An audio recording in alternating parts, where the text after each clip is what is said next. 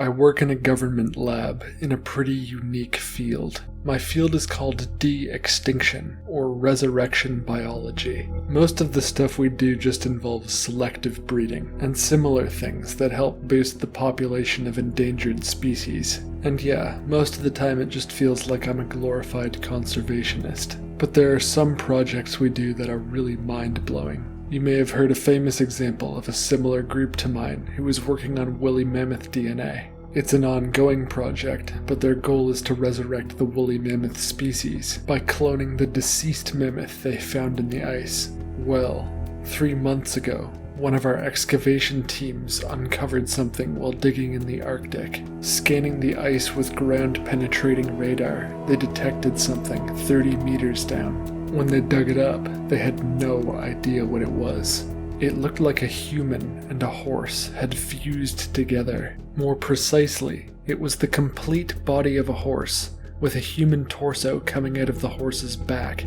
The human component had extremely long arms that looked like they would drag along the ground if the horse were to run. Also, the human component's skull had evidence of a mouth and nose, but it had no eye sockets. And the horse's skull, rather than having 2 eye sockets, had one large one in the middle. Another creepy finding is that it appeared to have no skin. Usually, when humans and animals were dug up in the ice, they would be in a state of mummification, and their skin would be preserved to an extent. But here, around the entire carcass, it seemed that the skin was gone, or never had been there. The top layer was simply muscle. At first, when they brought it back to the lab and we all took a closer look, we thought it was some sort of man-made mutilation, but we were shocked when we found in the horse's body the same DNA as in the fused human's body. They hadn't been fused.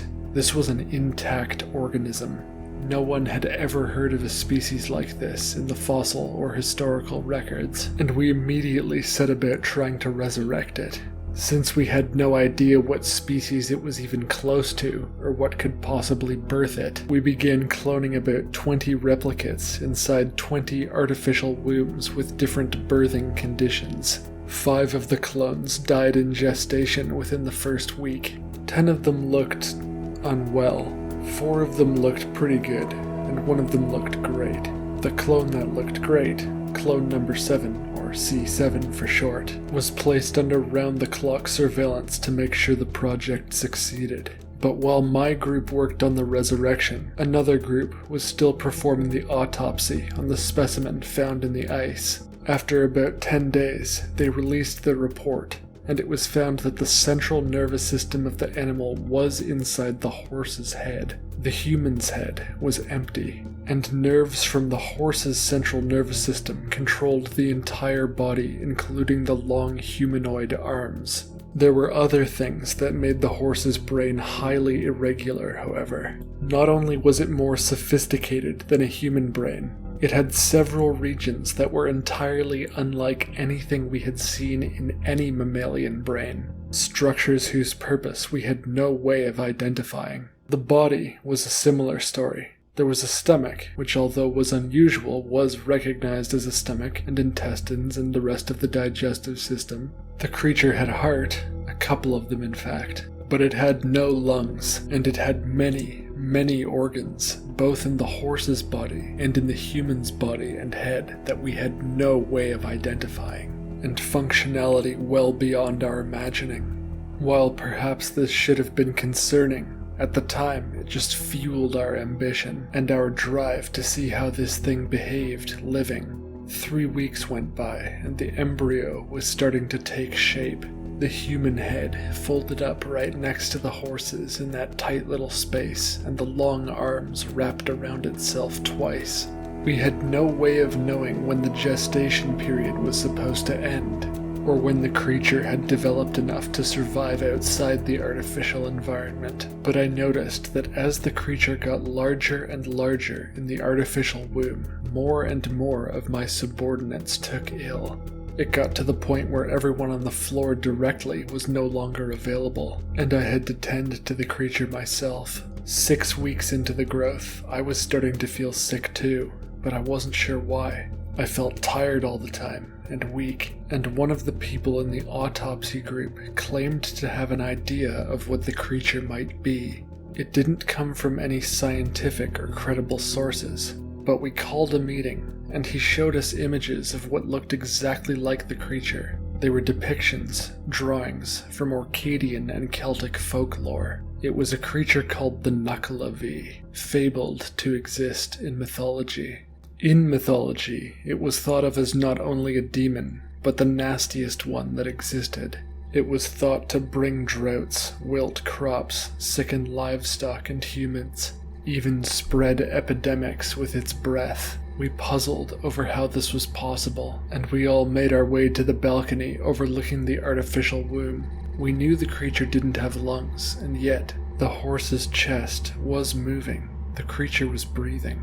I felt afraid and petitioned the others to shut down the project. My boss was not too happy about that prospect, but with the support of the other divisions we managed to convince him. We all moved down to the platform where the creature was growing, and I pulled the plug. We listened in silence as its pulse slowed and then stopped. Then, the Nuckelavee opened its eye. The claws at the end of its long arms tore through the plastic of its womb, and it was born again into the world as we ran screaming for the door. It ran after us, slipping and splashing in its embryonic fluid. We made it out of the lab and bolted the door shut behind us. We left someone standing just outside the door to make sure no one re-entered, and the rest of us made our way to the security room to watch it on the cameras. The creature was pacing around the room, and its human head was looking around wildly, seeming to notice that we were watching it on the cameras, despite that head not having any eyes. With its long arms, it tore down every camera it could find, except one it couldn't reach, high in the corner of the lab. We didn't know what disease it was able to transmit, or what had happened to our colleagues that fell ill. There was so much we didn't understand about its body and the mechanism of the way it spread sickness. We weren't even sure if sealing the room completely would help. We knew that it needed to die. First, we tried gaining access to the ventilation system and flooded the lab room with CO2. We had no idea how its breathing circuitry worked, but normally CO2 would suffocate an animal. But the Nuckelavee seemed entirely unbothered, appearing not even to notice. Being a government lab, we had access to a strike team, which was called in. 5 young men armed to the teeth ran into that room, and we locked the door behind them. On the security camera, we watched as they filled the Nuckelavee with lead. Despite not eating anything, in the week it took for the team to come out, the creature had grown much larger, and it ate every last one of those bullets, as well as a grenade, without taking any apparent damage. It galloped towards the team, dragging its freakishly long arms behind it, and then whipping them up to tear through them.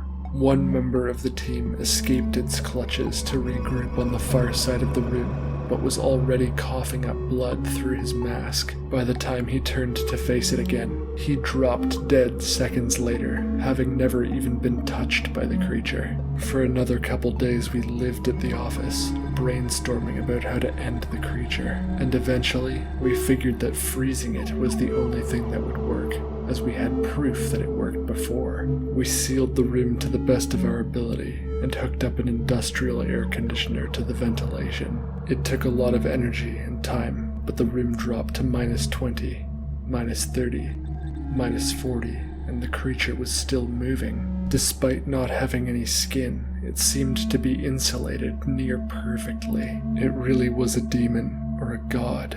-50, -60, 70, 80, and at last the Nuckelavee's movement slowed on the camera. It stopped moving, the horse's one eye looking up at us.